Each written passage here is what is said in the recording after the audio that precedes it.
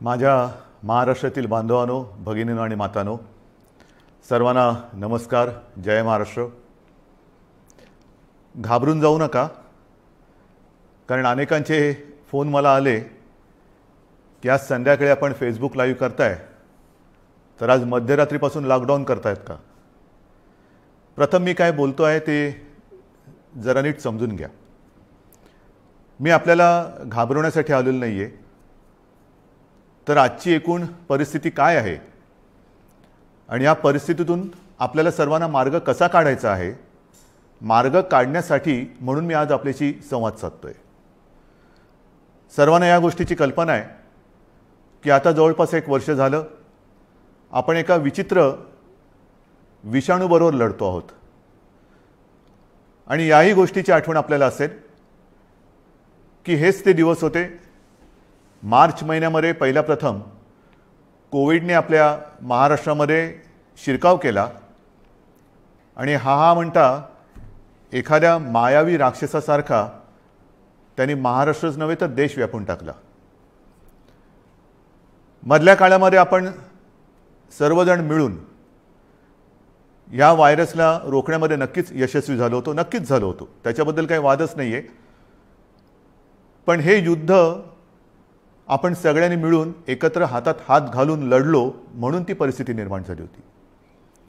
साधारणतः कालच्या जानेवारी-फेब्रुवारीपर्यंत आपल्याला असं वाटत होतं की आता झालं, संपलं. ये कोरोना कोरोना क्या है, क्या चीज़ है कोरोना, कोविड क्या है.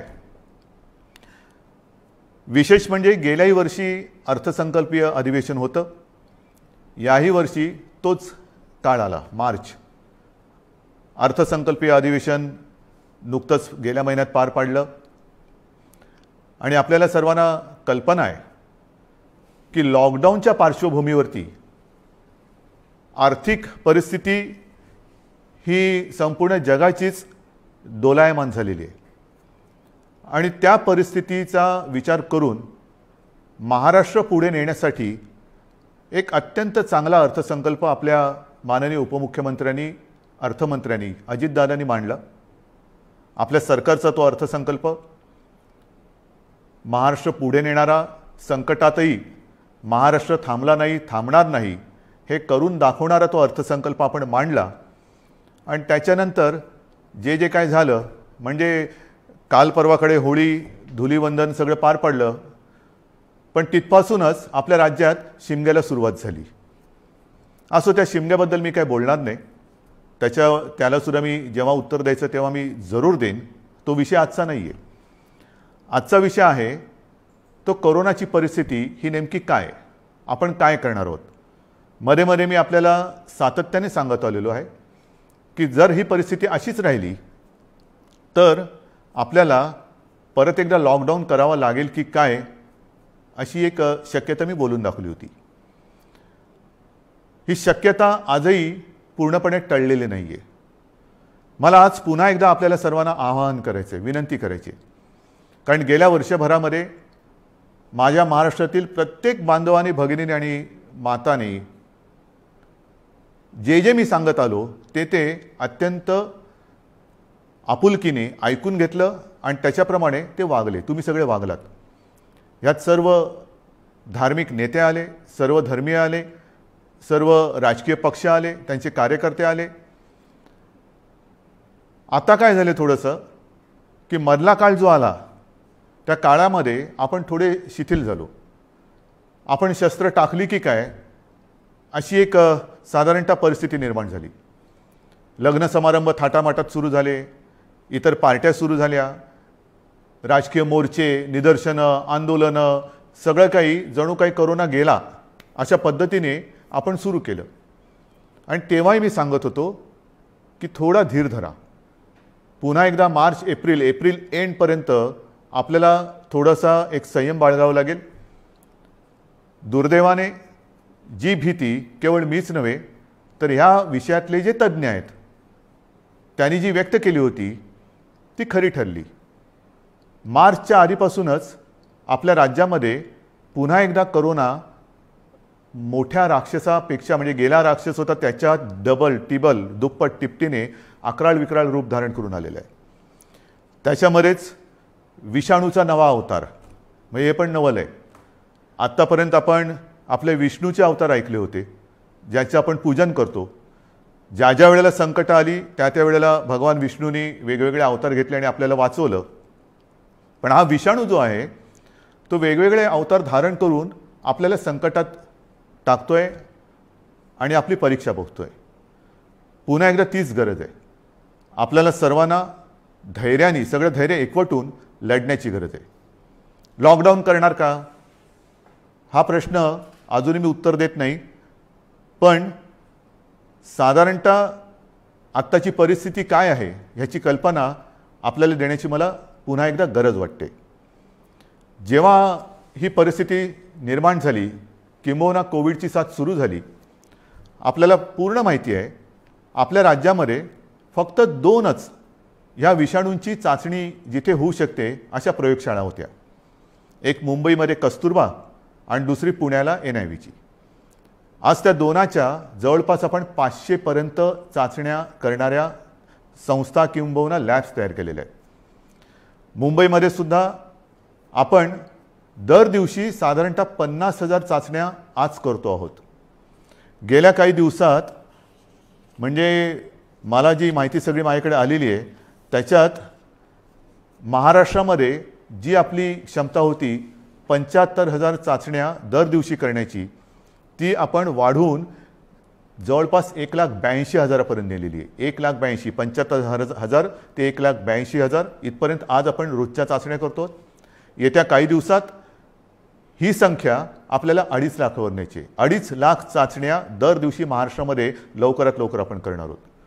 आणि याही चाचण्या ते रॅपिड अँटीजेननी नाही, तर त्याचं जे प्रमाण आहे, केंद्राची जी काय मार्गदर्शक तत्व आहेत, की साधारणतः 70% चाचण्या ह्या RT-PCR ह्या पद्धतीने झाल्या पाहिजेत.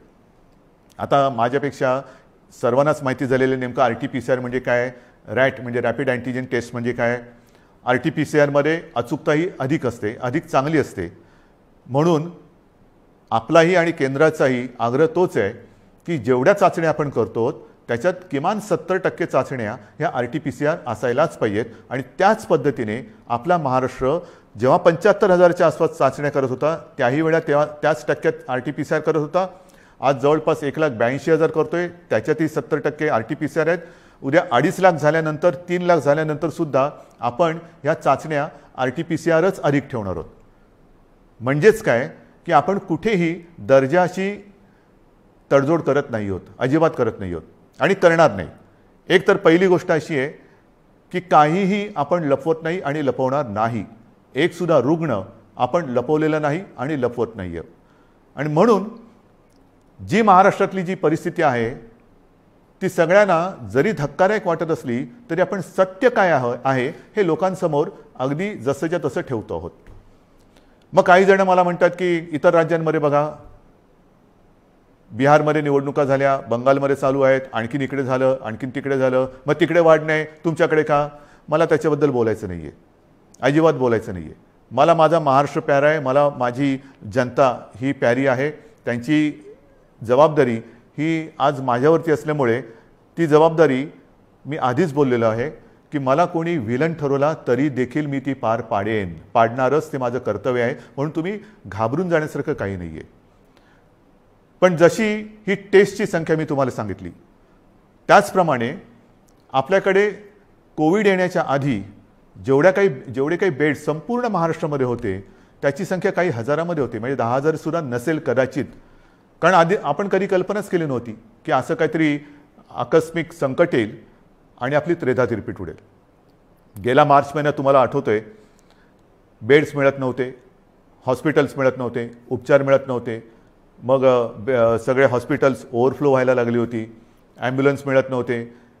ह्या सगळ्या गोष्टी लक्षात घेतल्यानंतर आपण बेड्सची संख्या वाढवायला लागलो. महाराष्ट्र हे देशातलं पहिलं कदाचित एकमेव राज्य असेल की ज्याने अगदी फील्ड हॉस्पिटल्स उभारली लष्कराच्या धर्तीवरती. जसं लष्कर काम करतं तसं आपल्या महाराष्ट्राच्या यंत्रणेने काम केलं, आजही करते. जम्बो कोविड केअर सेंटर्स उभारली आणि काही हजारात, म्हणजे 8-10 हजार ज्या काही रुग्णशय्या होत्या त्याची संख्या आपण जवळपास 4.25 लाखापर्यंत नेली, सगळ्या काही मिळून. म्हणजे त्याच्यामध्ये इतर कोविडशिवाय असलेले beds, oxygen beds, ICU beds, विलगीकरणाचे बेड्स, डायलिसिसचे बेड्स असे मिळून साधारणतः 4.25 लाखापर्यंत ही सुविधा आपण वाढवली. ही मोठी आपली एक अचिव्हमेंट होती. आणि तेव्हाही मी म्हटलं होतं की लॉकडाऊनचा उपयोग हा संसर्ग थांबवण्यासाठी आहे आणि त्याच वेळेला आपल्या आरोग्य सुविधा वाढवण्यासाठी आहे. मग आता एवढीही रुग्णशय्या वाढवल्यानंतरही मी परत तुमच्याशी का काळजीने बोलतोय, ह्याचं कारण आजचं चित्र मी तुम्हाला सांगतोय. पहिली गोष्ट अशी की साधारणतः रुग्ण वाढ ही किती होते, किती झपाट्याने होते, त्याची थोडीशी मी तुम्हाला कल्पना देतो. आपल्याला माहिती आहे की जानेवारीच्या शेवटाला आणि फेब्रुवारीच्या सुरुवातीला फक्त मुंबईपुरतं बोलायचं झालं तर मुंबईमध्ये 300-350 रुग्ण हे दर दिवशी आपल्याला सापडत होते. आज ती संख्या 8,500वरती गेलेली एका महिन्याच्या कालावधीत. ही फक्त मुंबईची परिस्थिती आहे. महाराष्ट्राची परिस्थिती बघितली तर 17 सप्टेंबर 2020 म्हणजे तेव्हा जरा सगळं जास्त होतं, तेव्हा 3 लाख सक्रिय रुग्ण होते. 1 एप्रिलला आणखीन त्याच्यामध्ये भर पडलेली आहे. 17 सप्टेंबरला साधारणतः 31,000 मृत्यू झाले होते, 31,351. आता 54,900च्या आसपास झालेले आहेत. त्यावेळेला एका दिवशी आढळलेले रुग्ण हे 24,619 होते 17 सप्टेंबरला. आता 1 एप्रिलला एका दिवशी साधारणतः 43,183 रुग्ण आढळलेले आहेत. आज 2 तारीख, आज कदाचित 45,000चा आकडा आपण गाठू किंवा पार करू.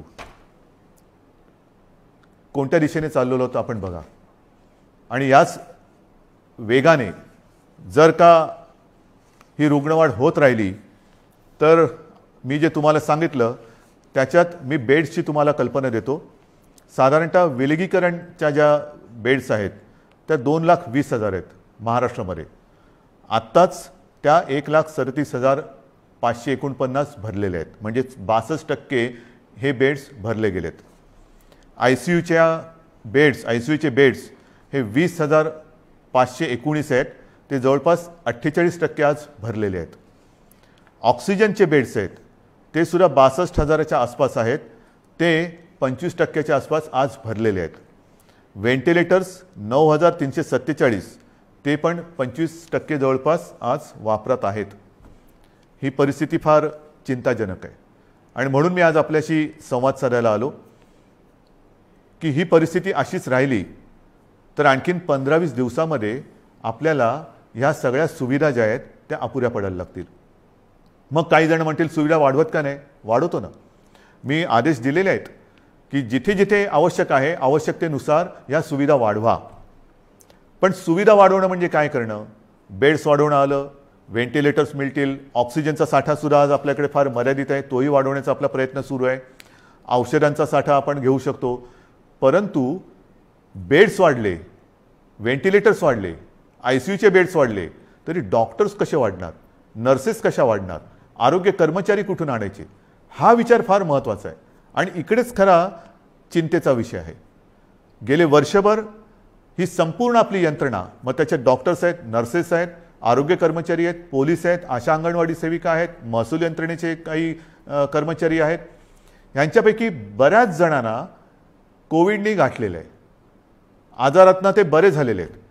साधारणतः या विषाणूचं एक विचित्र वैशिष्ट्य असं आहे की एकदा त्यांनी कोणाला ग्रासलं की बरं झाल्यानंतर सुद्धा काही काळ हा थकवा राहतो, धाप लागते, थकवा येतो, थोडंसं अंगातली सगळी शक्ती गेल्यासारखी वाटते. मग डॉक्टर सांगतात आता तुम्ही निगेटिव्ह झालेला आहात परंतु आराम करा. पण ही जी यंत्रणा आहे ती यंत्रणा आपल्यासारखीच माणसांची आहेत, आपल्यासारखीच रक्तामासाची हाडाची आपली माणसं आहेत, आपलेच बांधव आहेत, आपल्याच भगिनी आहेत. हे डॉक्टर्स असतील सगळेच ते आजारी पडले आणि पडल्यानंतर निगेटिव्ह आल्यानंतर दुसऱ्या तिसऱ्या दिवशी पुन्हा एकदा आपल्या सेवेसाठी कोरोनाच्या गुहेत घुसत आहेत. मग त्यांच्याशी आपण कसं वागलं पाहिजे? आजसुद्धा आपण जी काय आपली यंत्रणा राबते आपल्यासाठी, टेस्टिंग टेस्टिंग टेस्टिंग टेस्टिंग आहे, टेस्टिंग वाढवतोय, पण टेस्टिंग करण्यासाठी घराघरात जाऊन आपल्याच भगिनी आहेत, आपलेच बांधव आहेत, 2-2, 4-4, 5-5 माळ्याच्या इमारती असतील, लिफ्ट नसेल तरीसुद्धा ते चढ उतार करतात रोज न थकता. मग थकले तरी थांबत नाही आहेत. त्यांना आपण काहीतरी दिलासा देणार आहोत की नाही? एकूण हे जे काय सगळे चित्र आहे, बोलणारे सगळे बोलतात की आपण हे केलं पाहिजे, आपण ते केलं पाहिजे, लसीकरण वाढवलं पाहिजे. वाढवतोय ना आपण. कालच्या दिवसात तुम्हाला मी अभिमान हा शब्द इकडे वापरणं योग्य ठरणार नाही, पण तुम्हाला समाधान वाटलं पाहिजे की महाराष्ट्र हा देशातला नंबर एकचं राज्य महाराष्ट्र ठरलेलं आहे. कालच्या दिवसात एका दिवशी आपण 3 लाख नागरिकांना लसीकरण केलेलं आहे. 3 लाख एका दिवसात. म्हणजे आत्तापर्यंत आपण जेव्हापासून लसीकरणाला सुरुवात झाली सुमारे 65 लाख, त्याच्यात आजचा आकडा मी धरलेला नाही आहे, 65 लाख आपल्या नागरिकांना आपण लसीकरण केलेलं आहे. अजूनही आपण मागणी करतोय, केंद्र आपल्याला देत आहे, पण पुरवठा वाढवायला पाहिजे. आणि पुरवठा वाढवल्यानंतर आपली क्षमता आज जी 3 लाख आहे ती लवकरात लवकर किमान 6 ते 7 लाख दर दिवसाला करण्याची आपली क्षमता आहे. पण तेवढ्या लसचा पुरवठा झाला पाहिजे. ती मागणी आपण करतोय. होईल, मागणी मान्य होईल, मी काय त्याच्यावर टीका नाही करत आहे, कारण सगळ्याच राज्यांना द्यायचं आहे.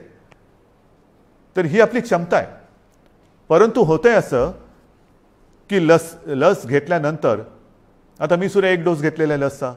आपल्याशी बोलताना आजूबाजूला कोण नाही म्हणूनच मी मास्क काढून आपल्याशी बोलतोय.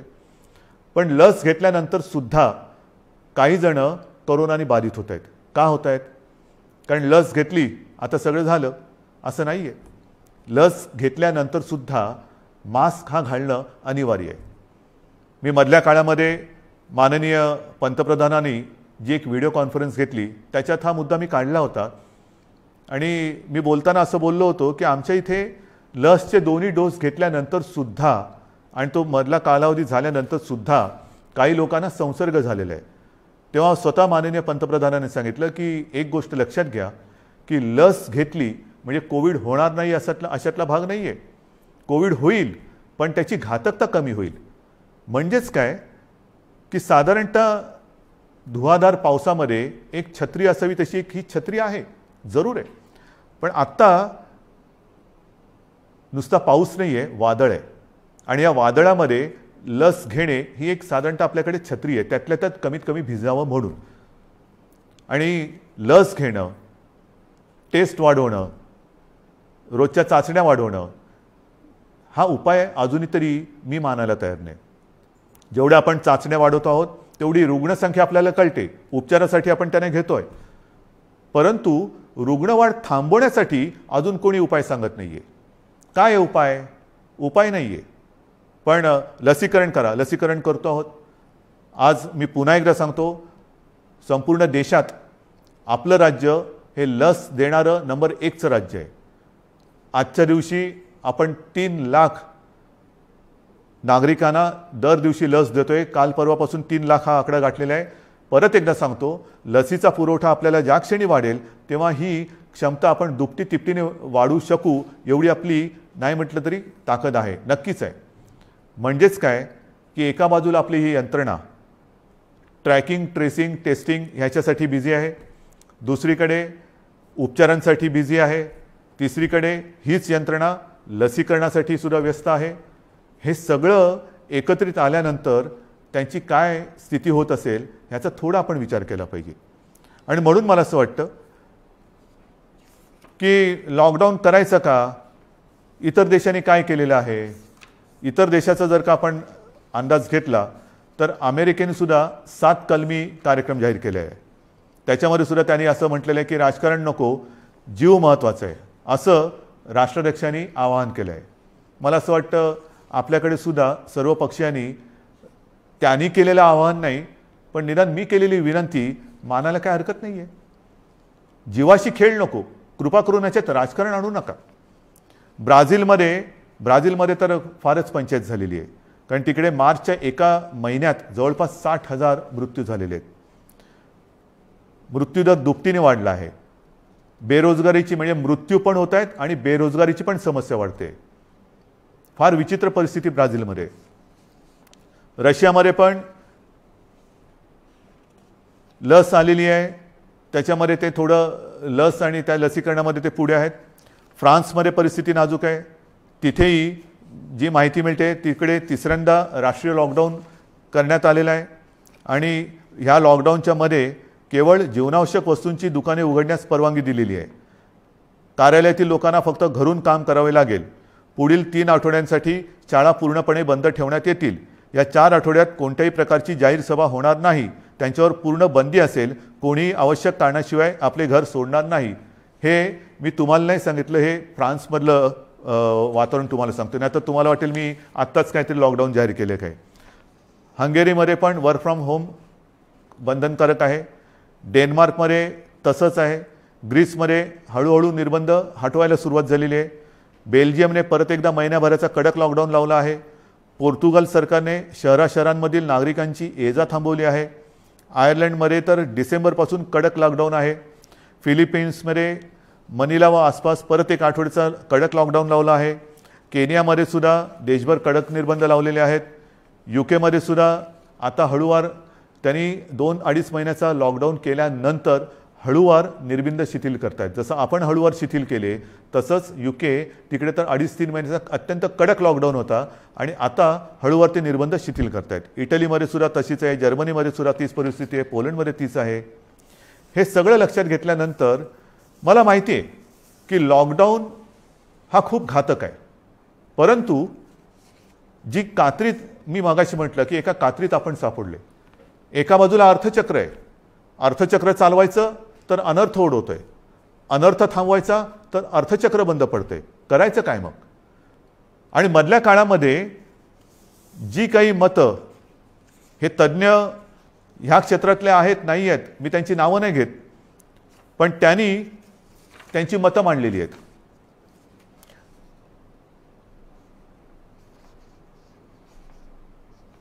सर्वसामान्यांना त्रास होईल अशी लॉकडाऊनची भूमिका, मी पक्षाचं नाव घेत नाही कारण मला राजकारण आणायचं नाही, आम्ही खपवून घेणार नाही.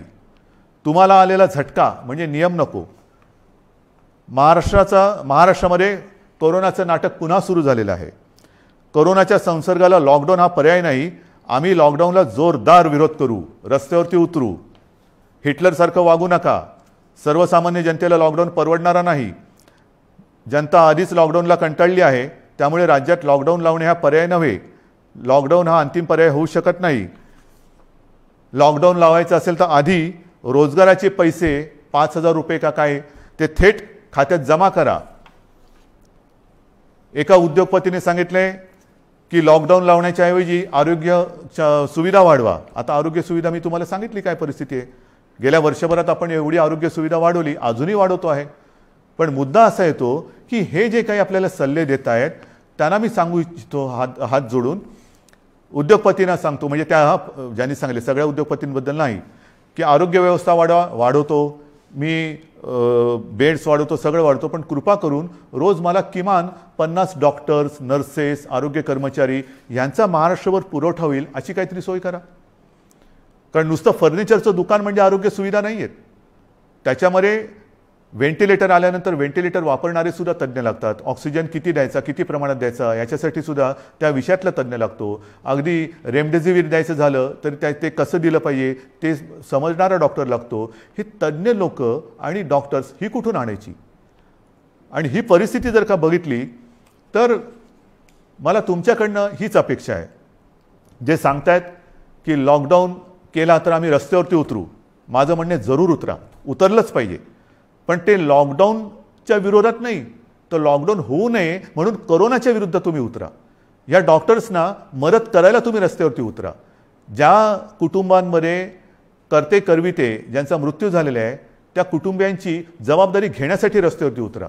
ज्या कुटुंबांमध्ये सगळेच्या सगळे कोरोना बाधित झालेले आहेत त्यांची सेवा करण्यासाठी रस्त्यावरती उतरा. टेस्ट जे आपल्या या यंत्रणे जी करते आहे ट्रॅकिंग ट्रेसिंग त्यांना मदत करायला म्हणून रस्त्यावरती उतरा. नुसतं बोलायला ठीक आहे अमुक केलं तर आम्ही रस्त्यावरती उतरू, माझं म्हणणं तर उतराच, रस्त्यावरती उतरा. कारण आता आपल्याला ही लढाई तशीच लढावी लागणार आहे. हातात हात घालून ही लढाई लढावी लागणार आहे. अनेक ठिकाणी मी बघतोय सभा समारंभांना तुडुंब गर्दी होते, बाजारपेठा फुलून गेलेल्या आहेत. थोडंसं धीर धरा. अनेक जणांना असं वाटतंय मास्क काय लावतोय तू. अरे मास्क न लावण्यामध्ये शौर्य काय शौर्य. मी मास्क वगैरे वापरत नाही, मी मास्क वापरणार नाही, काय शौर्य मास्क न वापरणं ह्याच्यात शूरता नाही आणि मास्क लावणं त्याला लावायला लाजायची गरज नाही आहे. परत एकदा सांगतो की वॅक्सिन घेतल्यानंतर सुद्धा मास्क हा लावायलाच पाहिजे, अंतर ठेवलंच पाहिजे, हात धुत राहिलंच पाहिजे. आणि म्हणून काही कडक निर्बंध येत्या काही दिवसात आपल्याला लावावे लागतील. ते उद्या परवाकडे मी जाहीर करेन. विशेषतः शहरांमध्ये मी परत एकदा सांगतो, जिथे जिथे अनावश्यक गर्दी होते ही गर्दी आपल्याला टाळावीच लागेल. जी खाजगी कार्यालय आहेत त्या कार्यालयांना सुद्धा आपण प्रत्येकाला सूचना दिलेल्या आहेत. सूचनावलीच म्हणा ना, की लग्न समारंभात किती लोक पाहिजेत, ऑफिसमध्ये किती उपस्थिती पाहिजे, बसमधनं किती लोक गेले पाहिजे. आता ट्रेनमध्ये मुंबईमध्ये मी सांगेन की मी सांगितलं होतं की पीक अवर नॉन पीक अवर आता सगळं तुडुंब भरून चाललेलं आहे, रेस्टॉरंट्स भरून चाललेली आहेत. आता हे जर आपण थांबवलं नाही आणि परिस्थिती अशीच हाताबाहेर गेली आणि जसा ब्राझीलमध्ये दुर्दैवाने आता अशी परिस्थिती झालेली की लॉकडाऊन नाही आहे पण शुकशुकाट झालेलं आहे. म्हणजे रस्त्यावर फिरत असतील लोक पण रोजगार गेले आणि जीवही गेले. मग काय राहिलं? जीव वाचवायचा की रोजगार वाचवायचा? रोजगार आपल्याकडे आहेत, रोजगार परत मिळतील पण गेलेला जीव परत आणता येणार नाही. आणि म्हणून मी आपल्याला नम्रपणाने विनंती करतोय की येत्या काही दिवसांमध्ये, 1-2 दिवसांमध्ये मी आणखीन काही जणांशी बोलतोय. काही त्याच्यात यातले तज्ज्ञ असतील, विविध राजकीय पक्ष आहेत, विविध मी पत्रकारांशी बोलेन. मला वेगळा काही उपाय असला तर पाहिजे. लॉकडाऊन हा उपाय नाही मान्य, पण मग ही संसर्गाची साखळी तोडायची कशी? लसीकरण वाढवतोच आहे पण लसीकरण देऊनही कोविड होत नाही अशातला भाग नाही.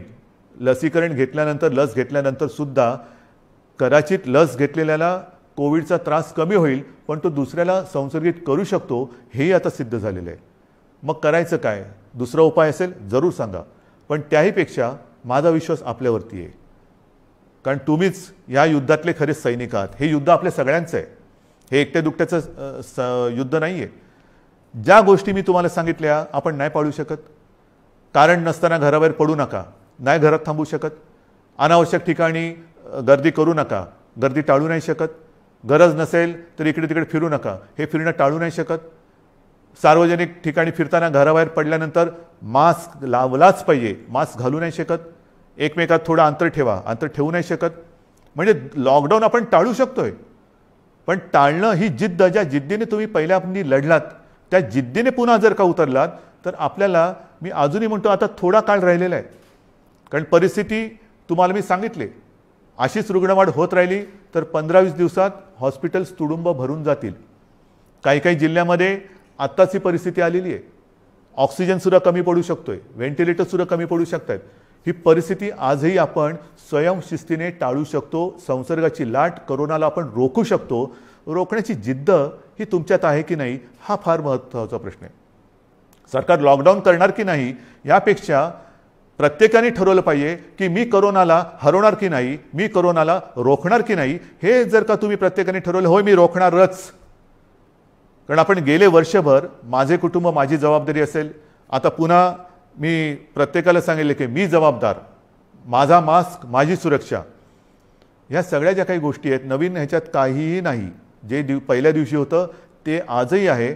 फक्त थोडंसं काय झालं की सुरुवातीला जी एक कोरोनाची दहशत होती ती दहशत गेली, आपण गाफील झालो आणि कोरोनाने बरोबर आपल्याला गाठलं. अजूनही कोरोनाने आपल्यावरती मात केलेली नाही, मी त्याला करू देणार नाही, अजिबात नाही. मात आपणच त्याच्यावरती करायची आहे. पण ही मात करताना जर आपण घट्ट उभे राहिलो सगळ्या जणांनी, संपूर्ण सगळ्या राजकीय पक्षाने, मी पुन्हा एकदा हात जोडून विनंती करतो आहे की कृपा करा, जनतेच्या जीवाशी खेळ होईल असं राजकारण करू नका. जे सरकार पावलं उचलतं आहे ते जनतेच्या हितासाठी उचलते. अर्थचक्रही फिरवायचं आहे, गरिबाची रोजीरोटीही वाचवायची आहे, पण त्याचबरोबरीने सगळ्यात आधी आपल्याला त्यांची जीव वाचवायची आहे. म्हणून जीवाला पहिलं महत्त्व द्यायचं आहे आणि त्याच्यानंतर मग बाकीच्या ज्या काही गोष्टी आहेत त्या आपल्या हातातल्या आहेत त्या आपण करू शकतो. म्हणून आजसुद्धा मी पूर्ण लॉकडाऊनचा इशारा देतो आहे, लॉकडाऊन जाहीर करत नाही आहे. पण 1-2 दिवसामध्ये जर का दृश्य स्वरूपामध्ये ह्या गोष्टी आढळल्या नाहीत आणि दुसरा उपाय जर मी आता पुढच्या 1-2 दिवसांत ज्यांच्याबरोबर बैठका घेतोय त्यांच्याकडनं आला नाही तर मग मात्र आहे ती परिस्थिती अशीच्या अशी स्वीकारा, जे मला नाही जमणार. माझ्या डोळ्यादेखत हे मी बघणार नाही आणि आपणही नाही बघायचं आहे. तर ती परिस्थिती रोखायला जगामध्ये जे करतायत, पहिला लॉकडाऊन दुसरा लॉकडाऊन, कारण लाटे मागून लाटा येतात. पहिली लाट आली, दुसरी लाट आली, तिसरी लाट आली. काय होतंय, एक लाट येऊन गेली, लॉकडाऊन होतो, सगळं शिथिल होतं, शिथिल झालं की दुसरी लाट येते. म्हणून आत्तापासून आपण ठरवलं पाहिजे की ही लाट तर मी रोखेनच आणि पुढची लाट तर मी येऊच देणार नाही. मला असं वाटतं, माझा आपल्यावरती विश्वास आहे, आपलाही माझ्यावरती विश्वास आहे. मध्ये काही जण भेटले होते आणि मला म्हणाले की अहो तुम्ही टी व्हीवर आले का लोक घाबरतात. म्हटलं मला नाही वाटत असं, कारण मी तुमच्या कुटुंबातला एक आहे, तुम्ही मला कुटुंबीय मानलेले आहात आणि माझे कुटुंब, माझी जबाबदारी म्हणजे माझे कुटुंब तुम्ही आहात आणि तुमची जबाबदारी ही मी घेतल्यानंतर मला टीकेची पर्वा नाही.